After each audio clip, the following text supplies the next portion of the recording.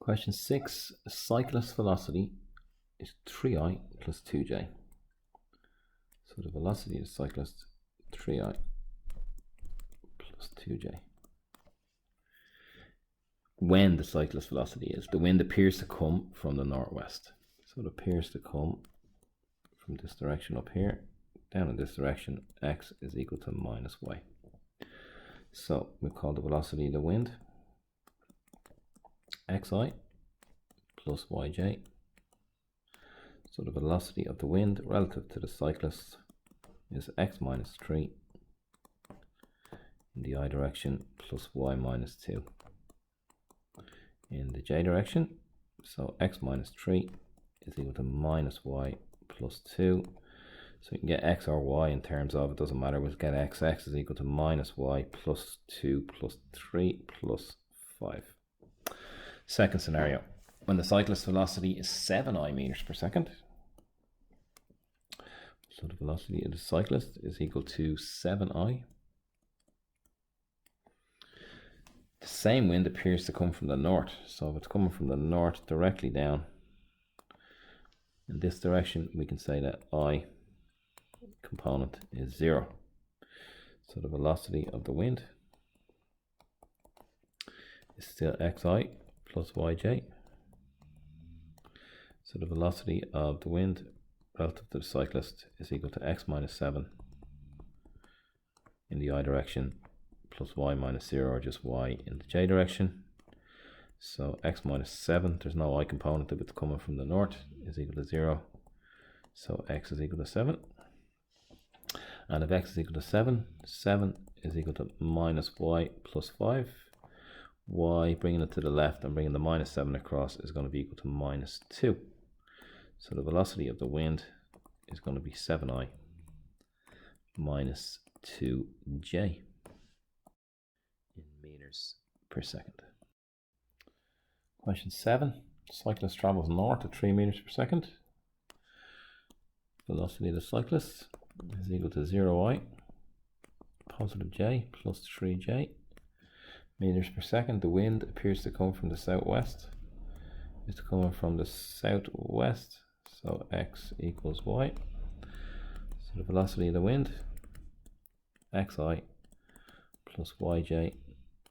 The velocity of the wind relative to the cyclist x minus 0, or just xi plus y minus 3 times j in the j direction. So x equals y, x is equal to y minus 3.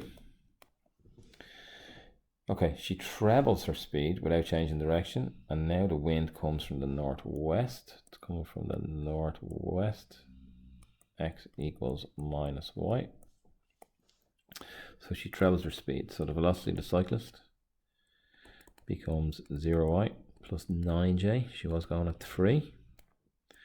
Velocity of the wind is still xi plus yj. So the velocity of the wind relative to the cyclist is x minus 0, xi plus y minus 9 in the j direction, and x is equal to minus y, x is equal to minus y plus 9. So that will have to be equal to y minus 3. So 2y is going to be equal to minus 3 minus 9 minus 12. So y equals minus 6, and if y is equal to minus 6, x is equal to minus 6 minus 3, which is minus 9. So the velocity of the wind in this case is minus 9i minus 6j. I'm just double checking my work. I got to here, I made a mistake. Be careful. Minus y plus 9 equals y minus 3. So 2y, I'm bringing the 3 to the left. So y is in fact 9 plus 3. Y is equal to positive 6 in this case. So therefore x is equal to 6 minus 3, 3. Just be careful not to make silly mistakes like that.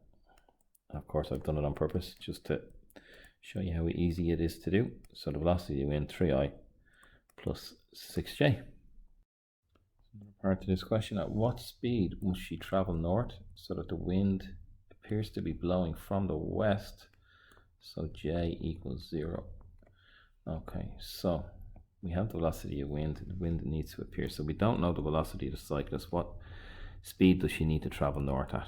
0y plus, we've used x and y, so I'll use a in the j direction. We know the velocity of the wind is not going to change. It's still 3i plus 6j. As you can see here, there's a connection between a and 6, but let's do it the long way. The velocity of the wind relative to the cyclist is going to be equal to 3 minus 0, which is 3i, and 6 minus a in the j direction. In the j direction, and for j to be equal to 0, 6 minus a is equal to 0, so a is equal to 6. So she must travel at 6 in the j direction for the wind to appear to be coming from the west.